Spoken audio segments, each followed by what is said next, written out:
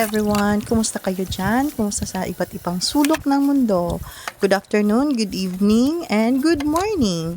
So ngayon, mag-share lang tayo sa mga ating nabili sa palengke. At yung nakikita nyo, nakabila ko ng baka, fresh pa yan. Nakikita nyo naman yung dugo niya as in red pa. So nabili ko siya sa palengke. Ang kilo niyan is 390, but isang ano lang yan, parang isang naka-display. So worth 360 pesos lahat yan. So ayan, hugasan lang natin kasi hindi pa natin yan lulutuin. Ilalagay lang muna natin siya sa refrigerator. At yun, kumusta naman kayo dyan? At magluluto tayo. Nakita nyo naman yung ating title, 20-20. Kasi may mga napamili din tayo, mga sangkap at saka kung gulay. At tawag nito yung mga root crops na yung kamoteng kahoy. Nabili lang natin yung 20 pesos. So ayan, pinapakita ko na yan, 13 pesos yan, yung gabi. Ang saging isang tumpok din 20 pesos, tapos merong kamoteng kahoy 20 pesos. So nabili ko yan dyan sa may Litex banda. Actually mga mura din dyan yung mga gulay-gulay, part ng manggahan. Kasi nakakatuwa mamalengke dyan kasi mura din naman, fresh yung pangmasa. So, halo-halo din yan yung mga paninda nila, yung mga pangangailangan natin. Yung talong naman is 40 pesos ang pagkabili ko dyan. Medyo may kamahalan yung talong. 5 pieces ba yan lahat? Malaki-laki naman yan. Mayroon namang tag 20 pero hindi ako bumili kasi mas okay yung 40 na tawag nito yung nabili ko. So, ayan, hugasan muna natin kasi tatabi lang din natin yan. Same din yung pechay. Actually, yung pechay, 3.50. Pero bumili lang ako ng 2 tali, tag 20 isa. Kasi baka masobrahan naman at masayang lang. So, worth 40 pesos yun.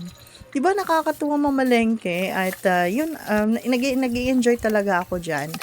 Pag after work, didiretso ako sa palengke, mamamalengke. At least meron kayong naka-stock sa refrigerator just in case na tamad kayo lumabas, meron kayong stock sa bahay. At yung yan labanos, worth 16 pesos. At yan, 20 pesos ulit tayo, sibuyas, bawang. Yan lang binibili ko kasi pag sobrang nag-stock din naman, minsan nasisira, sayang. So, tagto 20 lang tayo. Yan, dala yan ni Tin galing sa Batangas. Marami silang malunggay doon sa Batangas. At buti naman nagbitbit siya kasi yan ang ating today's video. Nagpakulo na rin siya ng munggo. Pressure cooker niya. Nare-renew din yung background ng pressure cooker. So, pressure cooker niya. At para mas mabilis lumambot, hinugasan ko muna yung malunggay. Yan. Tawag dito, babalatan na natin yung kamoteng kahoy. Kasi gusto ko lang siya kainin. As in, normal lang na pagkaluto na may asin konti.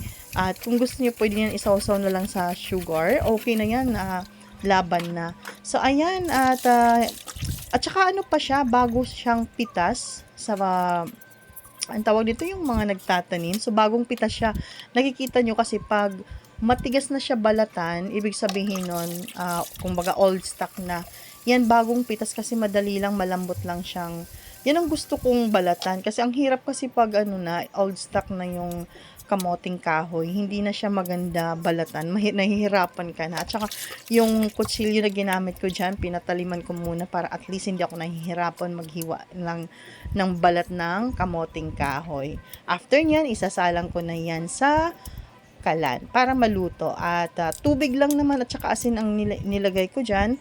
Although, nag-iisip din ako, since nakabili din ako ng gata, nag-iisip din ako magginataan. Kaso nga lang, parang sobra na, baka sunod na lang. Baka hindi naman namin maubos kaagad yung pagkain, sayang lang. At yan, binabalatan na natin. So, ganyan ang pagbalat ng kamoting kahoy. Unti-unti lang. Although, hindi naman yan mahirap. Siguro, pag di ka sanay, mahirapan ka. Pero ganyan lang. Tatanggalin mo lang siya yung balat, tapos hugasan mo. Then, depende na sa inyo kung anong gagawin nyo dyan. Pwedeng maging cassava cake, pwede rin yung tawag nito, suman, ginagawa siyang suman. Ano pa bang nagagawa sa kamoting kahoy? Yan, panghalo din sa bilo-bilo. Mayroon din yan sa, ang tawag nun, yung, basta marami siyang pwedeng gawin dyan. At yan, habang ginagawa ko yan, kukumustahin ko naman kayo, kumusta yung trabaho natin, ano ang pagkain nyo sa hapagkainan sa ngayon. At yun, okay naman dito sa Pilipinas, maayos yung panahon, yung mga nanonood sa amin sa iba't ibang lugar, alam ko, nakakaabot din sa ibang country to.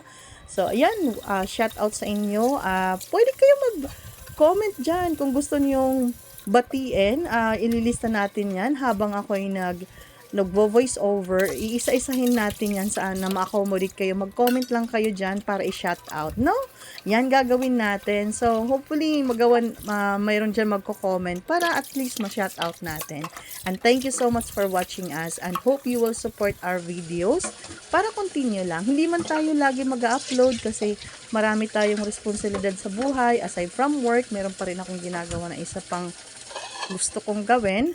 At ito, pag nagkakaroon ng time, mag-video tayo, same naman kasi yun naman ang luto natin araw-araw.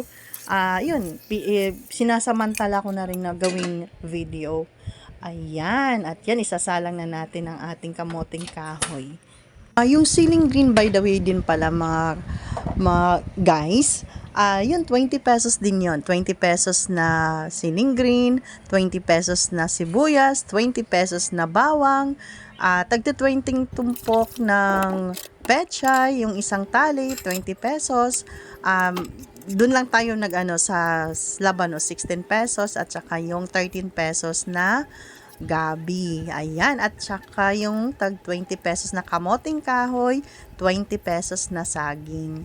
Ayun, nakakatuwa lang dyan. Dati nga, dami niyang dyan, daming nagtitinda. Kaso nga lang, pinagbawalan na ng Quezon City. May bantay na lagyan araw-araw dyan ng mga pulis.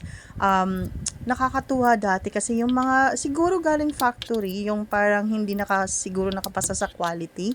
Yung mga sando ng mga bata, nakakabili ako dyan ng tag 20 pesos. Natutuwa ako kasi sobrang mura at saka okay pa siya. Maganda yung quality. Kahit medyas ko din, oshkosh yung tatak. As in, okay naman siya. Katulad din siya sa department store. Siguro yung mga pull-out na yun, mga old stock na siya ng mga items. Ayan, makikita nyo din yan dyan dati sa Litex. Pero ngayon, so far, pinagbawalan niya. Wala akong nakikita. Siguro pagkahapon, baka may mga part doon na nagtitinda. Mayroon pa naman doon sa gilid talaga. Kaso nga lang yung nakasanayan mo. Pero although okay naman, kasi kahit pa paano, kaligtasan din yun. At saka syempre maluwag yung daanan. Lalong-lalo na sa may Commonwealth. Sobrang haba ang traffic dyan. Kaya, okay naman so far. Syempre, mahirap lang ma-adjust tayo kasi nakasanayan natin yan. But in a way, malaking bagay din yon aside from safety sa mga nasa sidewalk.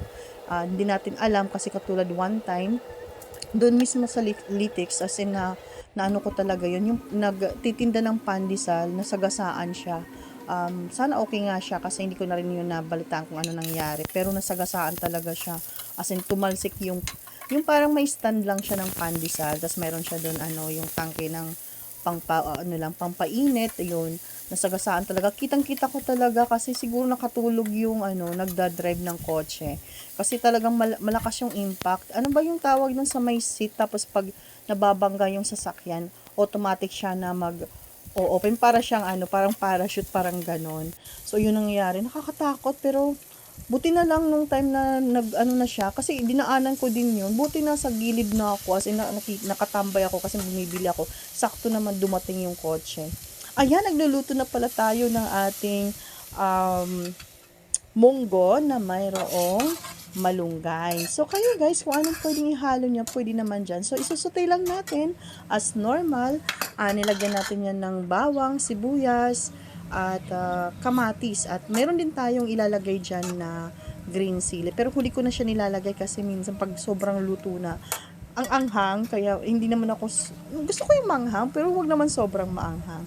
Yan, lalagay na natin dyan at palalambutin na. At saka meron kaming natirang, yung niluto ko pala, yung last vlog ko, yung niluto kong adobong isda, ayan, inalo ko din dyan para yun ang ating pang sangkap. Although pwede nyo yung lagyan ng karne, like sample pork, since para maubos na din yung ulam muna na ka-stock, yun muna natin ginamit natin. Ayan, at saka hintayin na lang natin yan maluto. Okay na yan. At saka hindi ko na pala yan tinimplahan kasi tinimplahan na ni Tin yung munggo ng pressure cooker niya. So parang ginisa ko na lang lahat. At yun, nilagyan ko na lang ng asin para at least may konting lasa pa. Pero wala na akong ginawa diyan kasi siya na mismo ang nagtimpla. So kayo, kung depende yan sa inyo, simple lang naman din ang niyan pagtimpla, as in kung gusto niyo may seasoning, salt, okay yun lang. Simple lang. Tapos hintayin niyo na ma-incorporate at maluto. Yan, ready to serve na. Ayun. At matatapos na ang ating video at pagpa-vlog. At ito'y nagpapasalamat ulit tayo. Huwag niyong kalimutan kung gusto niyo ma-shoutout since kunti pa lang tayo sa ating channel. At salamat sa pagpatuloy at pagsuporta. Sana hindi kayo magsawa. Comment lang kayo guys dyan. Isa-shoutout natin kayo. At kung ano pa yung pwede natin gawin, bigyan nyo ako ng idea pa. Tawag nito, I try my best to enhance my video din naman, At nakikita nyo naman kahit papano, kailangan lang talaga mag-invest kahit pa konti para at least maging good quality ang ating video. Ayun. So, yan. Kumusta? Thank you so much for watching. Sunod ulit tayo na video. Bye for now.